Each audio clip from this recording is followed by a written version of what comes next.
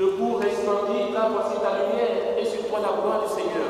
C'est la parole que nous avons entendue dans la première lecture, et c'était le chant d'entrée, Isaïe 60, verset 1. Debout, resplendis. Frères et sœurs, nous sommes appelés au début de cette année à être debout, à nous mettre en mouvement, à être debout.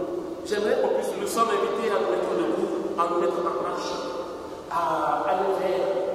Nous avons entendu dans l'évangile ces mages qui se mettent en route, qui se mettent debout, qui vont vers à la rencontre de leur Seigneur, à la rencontre de leur Dieu, à la rencontre du Christ, à la rencontre de cet enfant Dieu qui venait de naître.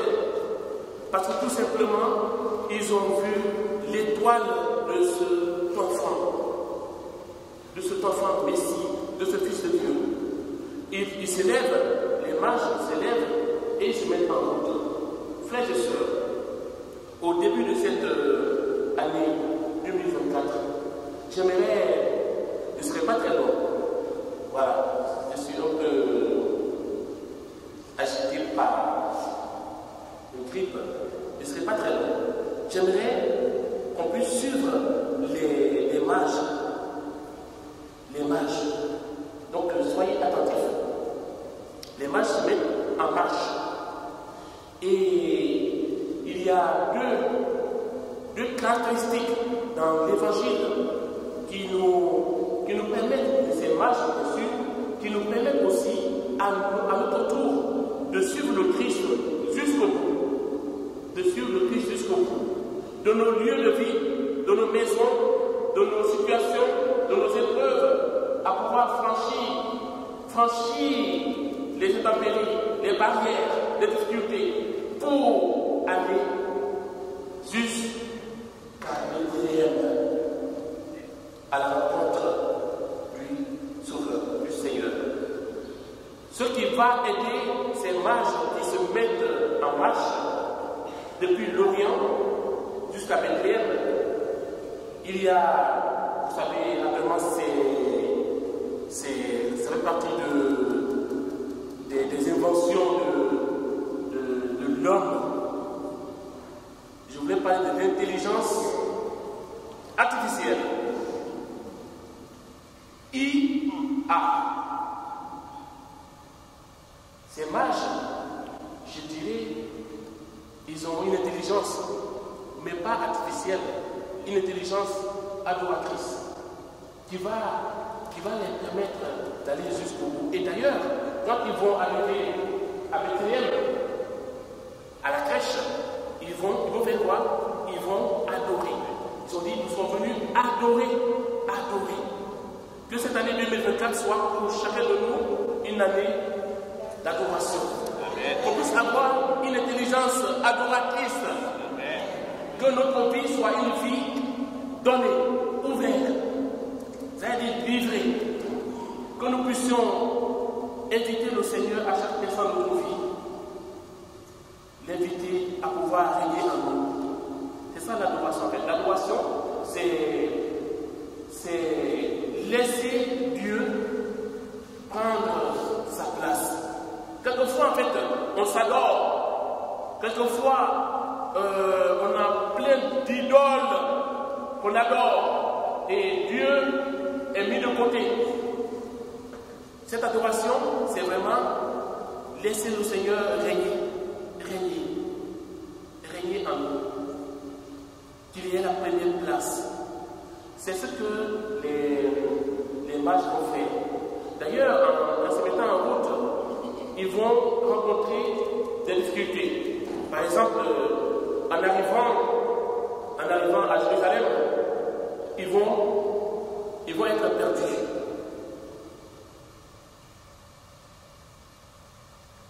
Où est le roi des Juifs qui vient de naître? Ils arrivent à Jérusalem. Nous avons vu son étoile à l'Orient et nous sommes venus nous prosterner devant lui. Nous prosterner. Dans la Bible, on ne se prosterne que devant Dieu seul.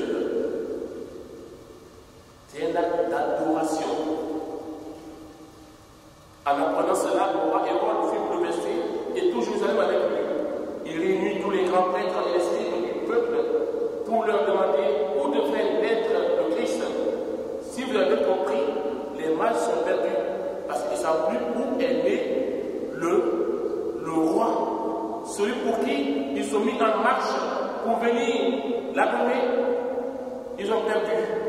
Ils sont perdus. Ils sont perdus. Et du coup, grâce aux scribes qui vont sculpter les Écritures, à Bethléem en Judée, car voici ce qui est écrit par le prophète. Et toi, Bethléem, terre de Juda, tu n'acceptes pas le dernier parmi les chefs-lieux de Juda, car de toi sortira un chef qui sera le berger de mon peuple Israël. Et donc du coup, ils sont perdus. Ils vont revenir à l'essentiel, à la parole. À la parole. Et cette parole qui va les guider. Déjà, il y a une étoile qui les guidait jusqu'à Bethléem. Et ils pètent l'étoile. Ils se contentent de la parole. Et la parole ouvre la voie. Et quand ils quittent Jérusalem, il y a une étoile qui les précède jusqu'à Bethléem. En fait, ils avaient le GPS. C'est le deuxième caractéristique des mages. Ils avaient le GPS. Guidés par le Seigneur. GPS. Ils sont laissés guider par le Seigneur. Que cette année 2004 soit pour chacun de nous, en fait, qu'on puisse avoir nos GPS. Dis à ta voisine ou à ton voisin, qui sera ton GPS?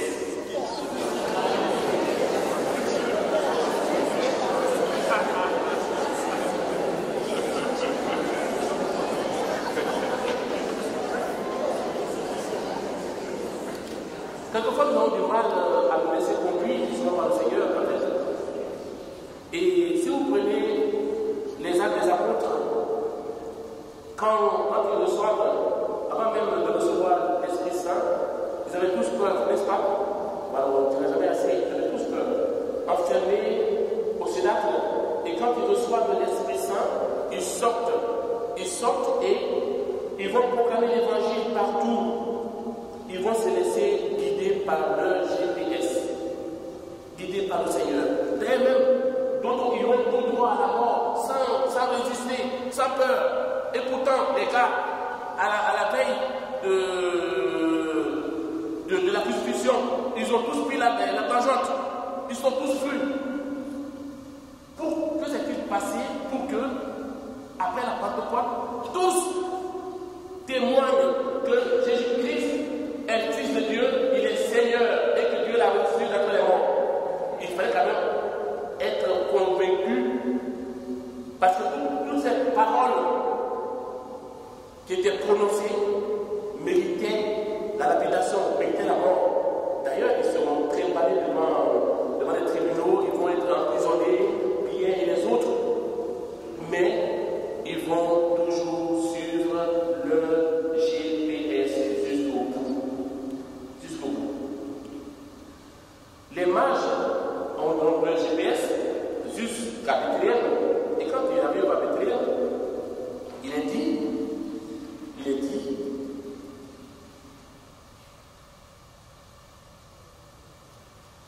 ils entrèrent dans la maison, ils virent l'enfant avec Marie, sa mère, et tombant à ses pieds, ils se prosternèrent devant lui. Ils ouvrirent leur offert et lui offrirent leur présent de l'or, de l'encens et de la myrrhe. Franchement, les gars ont fait des kilomètres, des milliers de kilomètres, avec toutes les difficultés que j'ai rencontrées tout à l'heure. Ils ont rencontré à Jérusalem. Ils arrivent à Bethléem et ils voient un bébé, un enfant, qui est couché dans une mâchoire, dans la précarité la plus totale, dans la misère la plus totale. Ils trouvent l'enfant, ils se procèdent devant l'enfant. C'est ça, en fait, cette intelligence adoratrice. Sinon, ils pouvaient dire, non, en fait, je crois qu'on s'est trompé, c'est pas ici, ça va être la maison d'à côté, ça va être peut-être l'autre ville d'à côté. Ce que leurs yeux ont vu, s'ils restaient dans leur logique humaine, ça ne pouvait pas marcher. Un sauveur, un messie, le Fils de Dieu, ne pouvait pas être dans un tel état. Mais ils vont se laisser guider par leur intelligence adoratrice. C'est-à-dire quitter nos logiques, quitter nos sentiers battus, quitter nos raisonnements et entrer dans la logique du Seigneur. Et ils offrent à cet enfant roi leur richesse. L'or c'est pour le roi. L'encens c'est pour la divinité. Et la vie c'est justement l'humanité du Christ qui va passer par la passion, à la croix, pour assumer notre humanité. Ils offrent tout à cet enfant. Peut-être que cet après-midi tu venais en disant que tu n'as rien à offrir au Seigneur. Peut-être que tu viens lui aussi avec plein de problèmes en se disant ce n'est que la première semaine de l'année 2024, mais ça commence déjà mal. Peut-être que tu es venu avec des doutes, des résistances, des épreuves que tu portes, des soucis. Eh bien, là se trouve celui qui a tout assumé. On peut lui offrir tout ce que nous sommes. On n'a pas de l'or aujourd'hui. Heureusement qu'on a de l'ensemble. On n'a pas de billes aujourd'hui. Mais ce qu'on a de plus précieux aux yeux du Seigneur, qui est plus que de l'or, qui est plus que de l'encens, qui est plus que de la vie, c'est ta vie. C'est ta vie. En offrant toute ta vie, le Seigneur te donne son salut. Raison pour laquelle la fête de l'évangile le dit. Mais averti en songe de ne pas retourner chez Hérode, il nous a gagné d'un pays par notre chemin. Quand on rencontre le Christ, quand on rencontre Dieu, on ne peut pas rester la même personne. Et bien que cette Eucharistie fasse de nous des hommes et des femmes transformés par l'action du Seigneur, transformés par la vie du Seigneur, et que notre vie soit une vie donnée au Seigneur aussi. Notre vie soit une vie donnée à nos frères et sœurs, pour que cette année soit pour nous une année de grâce, de paix, de joie, d'amour, de bonté, de miséricorde.